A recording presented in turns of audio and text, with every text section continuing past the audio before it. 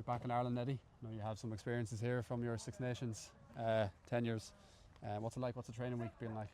We've had a really good training week. We obviously flew in on Wednesday night for the South Africa game, so we had quite a dislocated week last week, but it's been nice to be here and settled, and we've got great training facilities here at the training ground. On that South Africa game, it was obviously a little bit disappointing off the back of that. I read somewhere that afterwards you spoke about that maybe you didn't give the players enough confidence kind of leading into that environment. How have you gone about building their confidence this week, or is it not quite the same level of intensity in Dublin? Well, you get confidence from success, and the only way you get success is good training.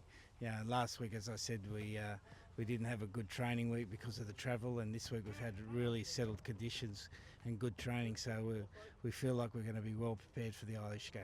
And I mentioned your kind of history in Ireland. What's it like to be back here? Like, I know we had some tough battles over the years, and there was a lot of feisty press conferences and such. Like, what's it like to be back in the country? No, everyone's been very welcoming, but I'm sure there'll be a few comments at the ground on Saturday, so we'll wait and see.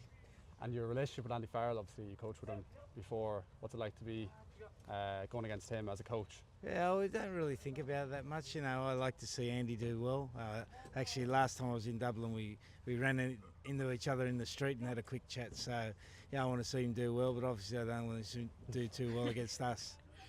You mentioned you ran into Andy. You said after that there might be an issue for Ireland going over to the All Blacks with all the Lions coming in late and how many players had so little game time. I was out at the Irish pressure yesterday, and Ronan Kelleher kind of said, nah, it wasn't the case, we just weren't sharp enough. Do you still think that had an effect in kind of how they played at the weekend? Well, I think the good thing is, they weren't making excuses, which you'd expect the team to say. But, when you haven't got players who have played a lot of hard rugby, and you consider New Zealand's coming off the Rugby Championship where they played at least 6 hard games.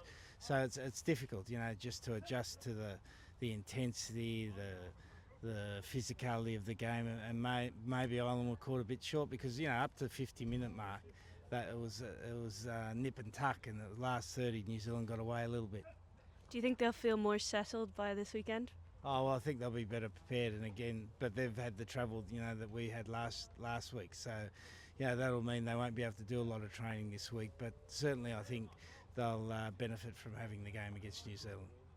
Did you always enjoy going to the Aviva Stadium as a coach? Well, I think you feel pretty privileged to go there as a coach. It's a fantastic stadium, and the beauty of the stadium being so close to the city.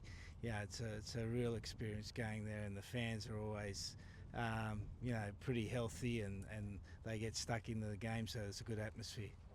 Can I ask about your return to Japan as well? Obviously you had a stint before. What's it been like since you returned?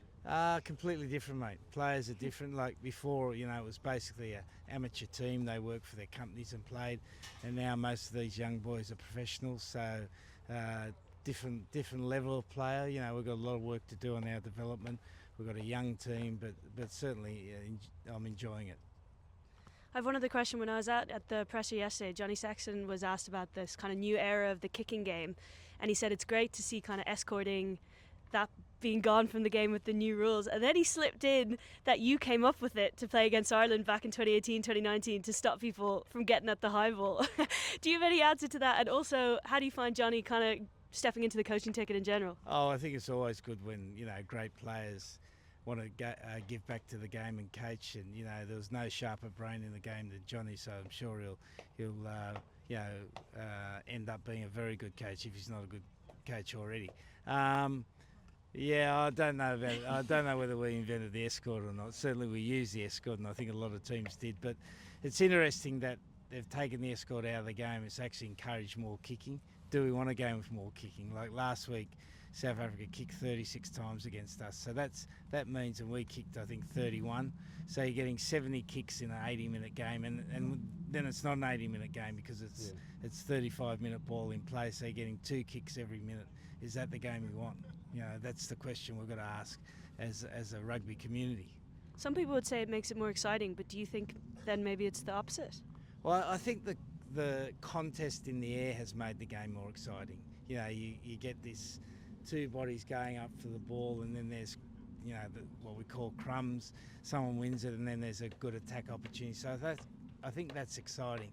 But I think also people like to see a balance between the continuity of ball in hand and kicking. So it's just getting that right balance, because what can happen if this high kicking game becomes really successful, then everyone will start doing it, and maybe then that's not too exciting. Fair enough. Last question. Do you ever see yourself coming back to Europe? I know the Six Nations obviously misses your presence. No, you've got a job to do here, obviously. I don't think so. I've had my stint up here. I'm enjoying Japan. I think we'll settle down there. Fair enough. Thank you so much for your time.